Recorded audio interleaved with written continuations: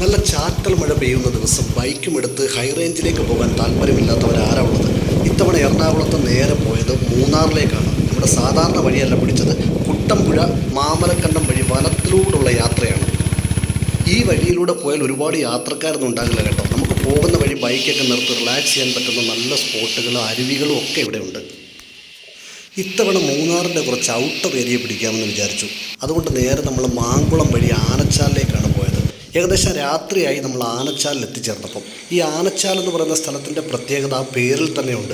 ആ കാണുന്ന അരുവിക്കപ്പുറം ഘോര വനമാണ്. രാത്രിയാകുമ്പോൾ ആനകൾ കൂട്ടത്തോടെ ഇവിടെ വെള്ളം കുടിക്കാൻ വേണ്ടി വരും. ഈ ആനച്ചാൽ ടൗണും വളരെ വിജനമാണ്. ഒരു 7 മണിയൊക്കെ കഴിഞ്ഞാൽ പിന്നെ ഇവിടെ ആരും ഉണ്ടാവില്ല. ഇതാണ് ഈ ആനച്ചാൽ എന്ന് പറയുന്ന സ്ഥലത്തിൻ്റെ പ്രത്യേകത. അങ്ങനെ അന്ന് അവിടെ സ്റ്റേ ചെയ്തിട്ട് പിറ്റേന്ന് രാവിലെ നമ്മൾ നേരെ സൂര്യനെല്ലിക്ക് വിട്ടു. പോകുന്ന വഴിക്ക് നല്ല നല്ല അരുവികളും പെരിങ്ങൽകുത്ത് ഡാമിൻ്റെ മനോഹരമായ ദൃശ്യങ്ങളും ഒക്കെ നമുക്ക് കാണാം.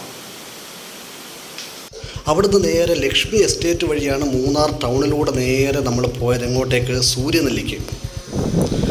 സൂര്യനെല്ലിയിൽ എത്തിയപ്പോഴേക്ക് നല്ല മഞ്ഞ് തുടങ്ങിയിരുന്നു.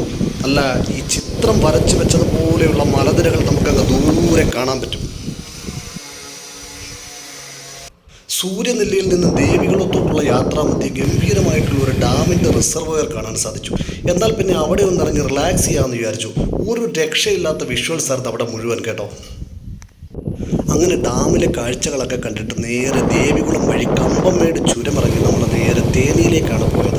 ഒരു ഉൾഗ്രാമത്തിലൂടെ ഇങ്ങനെ യാത്ര ചെയ്ത് പോയപ്പോഴുണ്ട് എൻ്റെ തൊട്ട് മുന്നിലായിട്ടൊരു തെങ്ങ് മറിഞ്ഞങ്ങ് വീണു. അയ്യോ, ഭാഗ്യം കൊണ്ടാണ് രക്ഷപ്പെട്ടത്. അങ്ങനെ ആൾക്കാരെല്ലാം കൂടെ കൂടി പിന്നെ ആ തെങ്ങൊക്കെ മാറ്റിയതിന് ശേഷമാണ് അവിടുന്ന് യാത്ര തുടർന്നത് അടുത്ത സ്ഥലത്തേക്ക്.